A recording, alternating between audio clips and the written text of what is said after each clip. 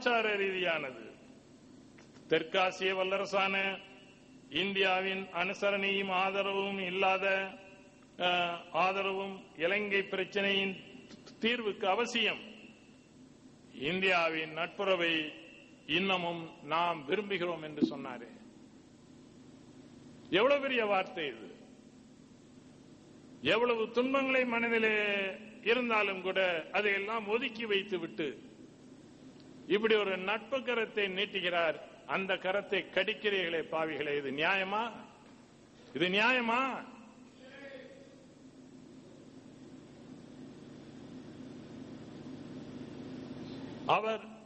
அவருக்கு வயசு 47 ஆகிறது. ஆனால் ஒரு முதிர்ந்த ராஜதந்திரியை போல அவர் இந்தியாவுடன் அவர் நேச உறவை புதுப்பிக்க வேண்டும் என்பதற்காக எவ்வளவோ சொல்லுகிறார். ஆனால் இங்கே இருந்து கொண்டு தங்கள் கட்சியின் தலைமையை திருப்திப்படுத்துவதாக நினைத்துக் கொண்டு மாறி மாறி அறிக்கை வெளியிடுகிறீர்களே, இது எப்படி? அவர்கள் தான் வெளியிடுகிறார்கள். ஒரு மாநிலத்தின் முதலமைச்சராக இருப்பவர் எவ்வளவு பொறுப்போடு இந்த பிரச்சனையிலே பேச வேண்டும்? மாநிலத்தின் முதலமைச்சர் பொறுப்பிலே இருக்கிறார். 6 கோடி தமிழ் மக்களுக்கும் அவர்தான் தலைவர். உலகம் பூராவும் தமிழன் எந்த நாட்டிலே வாழ்ந்தாலும் அவனுக்கு அங்கே ஒரு இன்னல் நேருமானால் அதை துடைக்க வேண்டிய கடமை இந்த தாய் நாட்டு தலைமைக்கு உண்டு.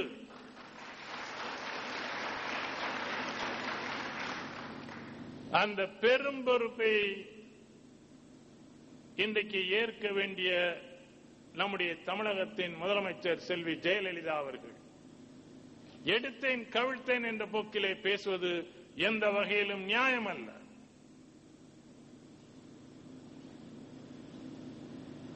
அந்த மக்களின் துயரை துடைப்பது உங்களுடைய கடமை.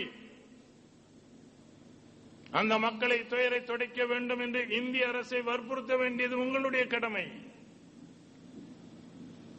இந்திய அரசை செய்ய தவறுமையானால் அந்த அரசுடன் போராடியாவது நம்முடைய மக்களை பாதுகாக்க வேண்டிய ஒரு பெரும் பொறுப்பு உங்களுக்கு உண்டு. ஆனால் நீங்கள் இந்திய அரசுக்கு என்ன சொல்லுகிறீர்கள்? இந்திய அரசு மனிதாபிமானத்துடன் மனிதநேயத்துடன் ஆண்டன் பாலசிங்கம் அவர்கள் இந்தியாவுக்கு வந்து சிகிச்சை பெறட்டும் என்று சொன்னால், பாலசிங்கம் இந்த மண்ணிலே நுழைவதற்கு அனுமதிக்க மாட்டேன் என்று சொல்வதா தமிழ்நாட்டின் முதலமைச்சரின் வேலை? நான் வெட்கப்படுகிறேன், வேதனைப்படுகிறேன். நீங்கள் உங்கள் பொறுப்பை உணர்ந்து பேசவில்லை. உங்களுக்கு யார் மீதோ கோபம் இருக்கிறது என்று சொன்னால் அந்த கோபத்தை அங்கே காட்டுங்கள். இது அல்ல இடம், அதற்கு இது அல்ல இடம். தமிழ்நாட்டு மக்கள் இதை ஒரு காலத்திலும் மன்னிக்க மாட்டார்.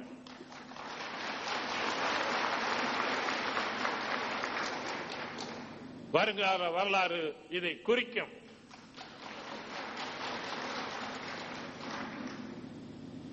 இப்படி நான் சொன்னதற்காக என் மீது பொடோ சட்டத்தை ஏவுகிறானால் மகிழ்ச்சி.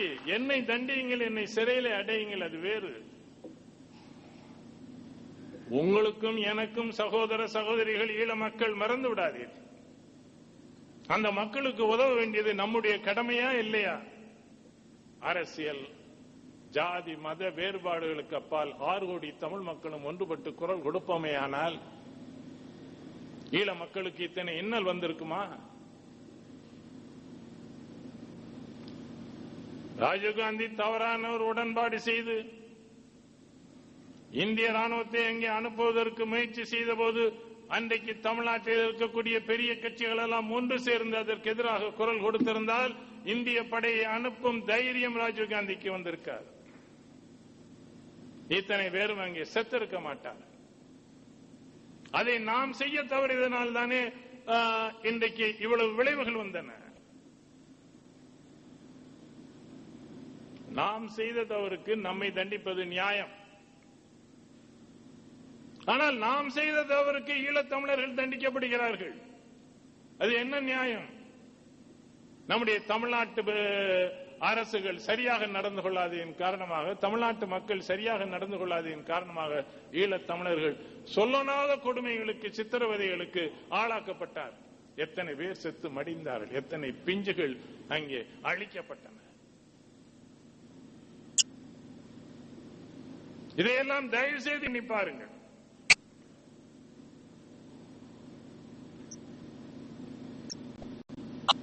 நான் உங்களுக்கு அறிவுரை சொல்வதாக தயவு செய்து முதலமைச்சர் அவர்களை நினைக்காதீர்கள். மாறாக இது ஒரு வேண்டுகோள்,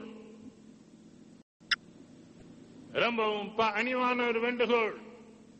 எங்களை எல்லாம், என்னையோ சிவபாண்டியன் இந்த மேடையில் இருக்கக்கூடிய மற்றவர்களையோ நீங்கள் அரசியல் எதிரிகளாக நினைத்தால் ரொம்ப நல்லது, எது வேண்டுமானாலும் செய்யுங்கள், ஆட்சேபனையே கிடையாது.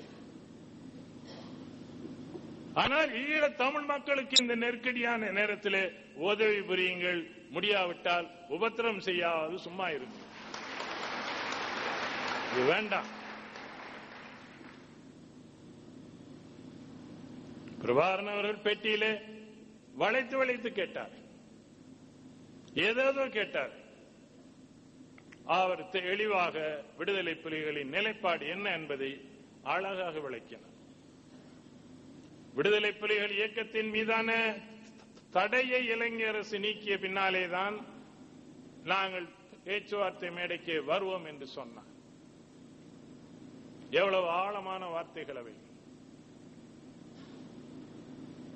ஒரு இயக்கத்துக்கு தடை வைத்து விட்டு அதோடு பேச்சுவார்த்தை நடத்தி முடிவு காண்பார்களானால் அந்த முடிவே சட்டப்பூர்வமாக செல்லாது.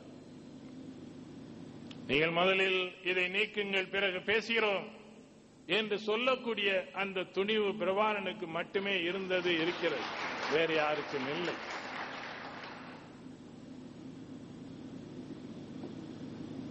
பத்திரிகை நிருபர்கள் சில பேர் ஏதோ கேட்க அவர்களுக்கு வகுப்பு நடத்தி இருக்கிறார் பிரபாகரன். விடுதலை போராட்டம் என்றால் என்ன, பயங்கரவாதம் என்றால் என்ன, ஒரு வகுப்பை நடத்தி இருக்கிறார். நாம் எமது மக்களின் விடுதலைக்கான அமைப்பினர். பயங்கரவாதம் வேறு, விடுதலை போராட்டம் வேறு. இதை வேறுபடுத்தி பார்க்க வேண்டும். பயங்கரவாதத்திற்கு எதிராக யுத்தம் தொடுத்துள்ள நாடுகள் எது பயங்கரவாதம், எது விடுதலை போராட்டம் என்பதை குறித்து தெளிவான ஒரு வரைவை அழியுங்கள் என்று கேட்டிருக்கிறார். உலகம் பூராவும் ஒரு பழக்கம் இருக்கிறது. என்ன? எந்த நாட்டிலே விடுதலை போராட்டம் நடந்தாலும், எல்லா ஒரு தேசிய இனம் விடுதலை போராட்டத்திற்காக குரல் கொடுத்தாலும் உடனே ஒரு பட்டம் டெரரிஸ்ட், இவர்கள் பயங்கரவாதிகள் என்று பட்டம் சுட்டி விடுவோம். வெள்ளைக்காரன் காலத்திலே அவனும் செய்தான். நேதாஜி சுபாஷ் சந்திர போஸுக்கு அந்த பட்டத்தை தான் அவன் கொடுத்தான். யுத்த குற்றவாளி என்று கூட அவன் சொன்னான். ஆனால் நேதாஜி சுபாஷ் சந்திர போஸை இந்திய மக்கள் எவ்வளவு பெரிய தலைவராக ஏற்றுக்கொண்டிருக்கிறார். யாசர் அரபத் அவர்கள் பாலஸ்தீன அரேபிய மக்களின் ஒப்பற்ற தலைவர். அவரை பயங்கரவாதி என்றுதான் வர்ணித்தார். ஆனால் உலகம் அவரை மகத்தான விடுதலை இயக்க தலைவராக பார்க்கிறார். 27 ஆண்டுகள் நெல்சன் மண்டேலாவை எங்கேயோ ஒதுக்குப்புறத்திலே இருந்த ஒரு தீவிலே இருட்ட அறையிலே சிறைப்புட்டி வைத்தது வெள்ளை ஆதிக்கம். அவருக்கு பட்டம் சுட்டி மகிழ்ந்தது.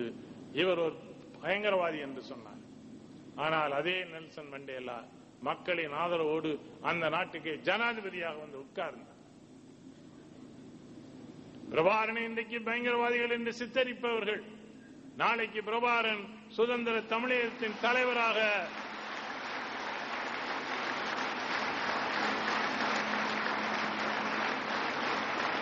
அவர் இந்த மண்ணை மதிக்கும் போது அவர்கள் நம்மையெல்லாம் பின்னுக்கு தள்ளிவிட்டு முதல் மாலை போடுவதற்கு ஓடுவார்கள். எனக்கு தெரியும். எந்தெந்த பத்திரிகைகள் அவரை பற்றி ஏளனமாக அவரை கொச்சைப்படுத்துவதற்கு முயற்சி செய்தனவோ அதே பத்திரிகைகள் முதல் பக்கத்திலே மூவண்ணத்திலே அவருடைய படத்தை அச்சிட்டு விட்டு அதையும் காசாக்கிக் கொள்வார்கள். இது உலக இயற்கை.